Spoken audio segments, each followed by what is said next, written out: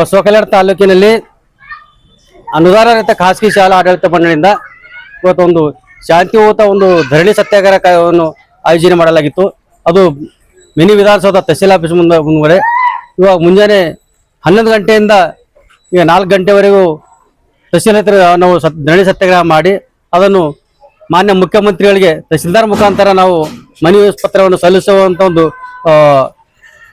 ಕಾರ್ಯವನ್ನಾಗಿತ್ತು. ಆ ಮನವಿ ಪತ್ರದಲ್ಲಿ ಮಾನ್ಯ ಮುಖ್ಯಮಂತ್ರಿಗಳಿಗೆ ನಮ್ಮ ಅನುದಾನ ರಹಿತ ಖಾಸಗಿ ಶಾಲೆ ಆಡಳಿತ ಮಂಡಳಿಯ ಒಂದು ಬೇಡಿಕೆಗಳನ್ನು ಅದರಲ್ಲಿ ಪ್ರಸ್ತಾವನೆ ಮಾಡಲಾಗಿದೆ. ಈಗಾಗಲೇ Karnataka Al-Amin English Medium Primary and High School, Basvakalyan. Secure your child's bright future today. Free admissions, limited seats available. Noble Public School, admissions are open. इल्म ही आदमी को इंसान बनाता है. RG Public School, English Medium, admissions are open. ಕರ್ನಾಟಕದಲ್ಲಿ public ಶಾಲೆ English medium ಶಾಲೆ ತೆಗೆದಿರೋದು UKG LKG ಇಂದ ತೆಗೆದಿರುವಂತಹ ಶಾಲೆಗಳನ್ನು ಈಗಾಗಲೇ ಅದು ನಮ್ಮ ಕನ್ನಡ ಶಾಲೆಯ ಉಳಿವಿನ ಒಂದು ಅಂಚಿನಲ್ಲಿರೋದ್ರಿಂದ ಆ ಶಾಲೆ ಬಂದ್ ಮಾಡ್ಬೇಕಂತೇಳಿ ನಾವು ಈಗಾಗಲೇ ಮೊನ್ನೆ ಮುಖ್ಯಮಂತ್ರಿಗಳು ಹಾಕಿದ್ವು.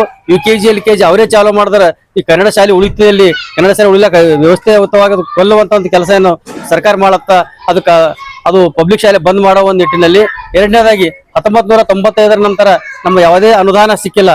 ಅನುದಾನ ಸಿಗದ ಕಾರಣ ಈಗ ನಾವು 30 ವರ್ಷದಿಂದ ನಾವು ವಂಚಿತರಾಗಿದ್ದೀವಿ. ಆ ಕನ್ನಡ ಶಾಲೆಗಳಿಗೆ ಅನುದಾನ ಸಿಗಬೇಕಂತೇಳಿ ಒಂದು ಬೇಡಿಕೆಯನ್ನು ಕೂಡ ಅದರಲ್ಲಿ ನಾವು ಇಡಲಾಗಿದೆ.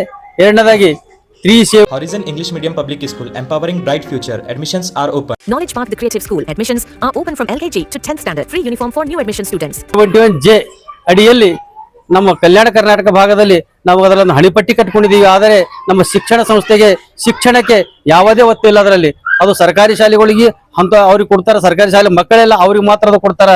ಯಾವ ಸಂಸ್ಥೆಯಲ್ಲಿ ಮಕ್ಕಳವ ಅವ್ರಿಗೆ ಏನೋ ಅಂದ್ರೆ ಅದು ಯಾವುದೂ ಉಪಯೋಗ ಆಗ್ತಾ ಇಲ್ಲ. ಆ 370J ಅಡಿಯಲ್ಲಿ ಕಾನೂನುಬದ್ಧವಾಗಿ ನಮಗೆ ಸಿಗಬೇಕಾದಂತ ಸವಲತ್ತನ್ನು ನಮ್ಗೆ ದೊರಕಿಸ್ಕೊಡ್ಬೇಕಂತೇಳಿ ಅದನ್ನು ಕೂಡ ಕಲ್ಯಾಣ ಕರ್ನಾಟಕದ ಇದರಲ್ಲಿ ಮಾನ್ಯ ಮುಖ್ಯಮಂತ್ರಿ ಮನವಿಯಲ್ಲಿ ಸಲ್ಲಿಸಿದ್ದೀವಿ.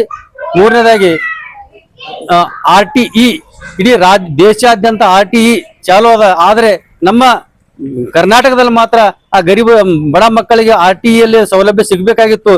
ವರ್ಷಕ್ಕೆ ಸುಮಾರು ಒಂದು 8 ಲಕ್ಷ 9 ಲಕ್ಷ ಮಕ್ಕಳು ಇಡೀ ರಾಜ್ಯಾದ್ಯಂತ ಅದು ಪ್ರವೇಶ ಪಡಿತಾ ಇದ್ರು.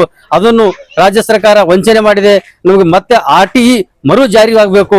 ಆ ಮರು ಜಾರಿ ಆಗೋದ್ರಿಂದ ಕಡೆ ಬಡ ಮಗನು ಕೂಡ ಶ್ರೀಮಂತರ ಮಕ್ಕಳ ಜೊತೆಯಲ್ಲಿ ಒಂದು ವಿದ್ಯಾಭ್ಯಾಸ ಮಾಡೋ ಒಂದು ವ್ಯವಸ್ಥೆ ಆಯ್ತದೆ ಅಂತೇಳಿ ಅದನ್ನು ಕೂಡ ಚಾಲು ಮಾಡ್ಬೇಕಂತೇಳಿ ಅದರಲ್ಲೂ ಕೂಡ ಮನವಿ ಮಾಡಿದ್ದೀವಿ. ಹೀಗೆ ಕನ್ನಡ ಶಾಲೆ ಉಳಿಬೇಕಾದ್ರೆ ಹಲವಾರು ಬೇಡಿಕೆಗಳನ್ನು ಅದರಲ್ಲಿ ಇಟ್ಟಿದ್ದೀವಿ. ಆಮೇಲೆ ಇದಕ್ಕೆ ನಮಗೆ ಈ ಒಂದು ಬೇಡಿಕೆಗೆ ಬಸವಕಲ್ಯಾಣ ತಾಲೂಕಿನ ಕನ್ನಡ ಸಾಹಿತ್ಯದವರು ಇರ್ಬೋದು, ಕನ್ನಡ ಪರಿಷತ್ದವರು ಇರ್ಬೋದು, ಕನ್ನಡದ ಜಾನಪದವರು ಇದ್ದರು, ಬಜರಂಗದವರು ಹಾಗೂ ವಿವಿಧ ಕನ್ನಡ ಸಂಘಟನೆಗಳು, ಕನ್ನಡ ಪ್ರೇಮಿಗಳು ಸುಮಾರು 400 ರಿಂದ 500 ಜನಗಳನ್ನು ಸೇರಿ ಇವತ್ತು ನಮಗೊಂದು ಧರಣಿ ಸತ್ಯಾಗ್ರಹಕ್ಕೆ ಬೆಂಬಲ ಸೂಚಿಸಿ ಇವತ್ತು ನಮಗೆ ಸಹಕಾರ ಕೊಟ್ಟಿದ್ದಾರೆ. ಅವರೆಲ್ಲರಿಗೂ ಕೂಡ ನಾನು ಧನ್ಯವಾದ ಹೇಳುತ್ತೇನೆ. ಅದೇ ರೀತಿ ಅದನ್ನು ಮುಗಿಸಿ ಈಗ ನಮ್ಮ ಕ್ಷೇತ್ರ ಶಿಕ್ಷಣಾಧಿಕಾರಿಗಳಾದಂಥ ಬಸವಕಲ್ಯಾಣ ಅವರ ಆಫೀಸಿಗೆ ಎಲ್ಲ ನಮ್ಮ ಅನುದಾನಿತ ಖಾಸಗಿ ಶಾಲೆಯ ಆಡಳಿತ ಮಂಡಳಿ ಎಲ್ಲ ಸದಸ್ಯರು, ಅಧ್ಯಕ್ಷರು ಎಲ್ಲರೂ ಸೇರಿ ನಾವು ಇವತ್ತಿನ ಅವರಿಗೂ ಕೂಡ ಒಂದು ಮನವಿ ಪತ್ರ ಸಲ್ಲಿಸಿದ್ದೀವಿ.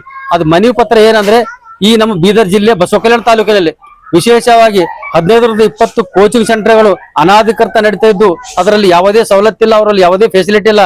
ಅಂತ ಒಂದು ಸಣ್ಣ ರೂಮಿನಲ್ಲಿ ಅದು ಯಾವುದೇ ಹವಾ ಬರಲ್ಲ, ಅಲ್ಲಿ ಗಾಳಿ ಬರಲ್ಲ, ಯಾವುದೂ ಬರಲ್ಲ. ಅಂತ ಒಂದು ವ್ಯವಸ್ಥೆಯಲ್ಲಿ ಕೋಚಿಂಗ್ ಸೆಂಟರ್ ನಡೆದವ.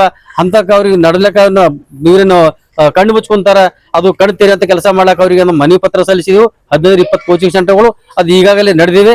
ಮುಂದಿನ ವಾರದಲ್ಲಿ ಅವ್ರು ಸಂಪೂರ್ಣ ಬಂದ್ ಆಗಬೇಕು. ಯಾವ ಕಾರಣಕ್ಕೆ ಅವ್ರಿಗೆ ಯಾವುದೇ ಒಂದು 4 ದಿವಸ 2 ದಿವಸ ಯಾವ ಸಮಯನೂ ಕೂಡ ಕೊಡಬಾರ್ದು. ಅವರಿಗೆ ಆಲ್ರೆಡಿ ಹೋದ ವರ್ಷ ನಾವು 2 ವರ್ಷದಿಂದ ನಾವು ಮಾಡ್ತಾ ಇದ್ದೀವಿ. ಅದನ್ನ ಈ ಸರ್ ಎಚ್ಚರ ಕೊಡಕ್ಕೆ ನಾವು ಮಾನ್ಯ ಕ್ಷೇತ್ರ ಶಿಕ್ಷಣಾಧಿಕಾರಿಗೆ ಅವರಿಗೆ ನಾವು ಎಲ್ಲಾ ನಮ್ಮ ಸಂಘಟನೆ ವತಿಯಿಂದ ಇವತ್ತು ಮನವಿ ಪತ್ರವನ್ನು ಸಲ್ಲಿಸಿ ಈಗ ನಾವು ಹೊರಗಡೆ ಬರ್ತಾ ಇದ್ದೀವಿ.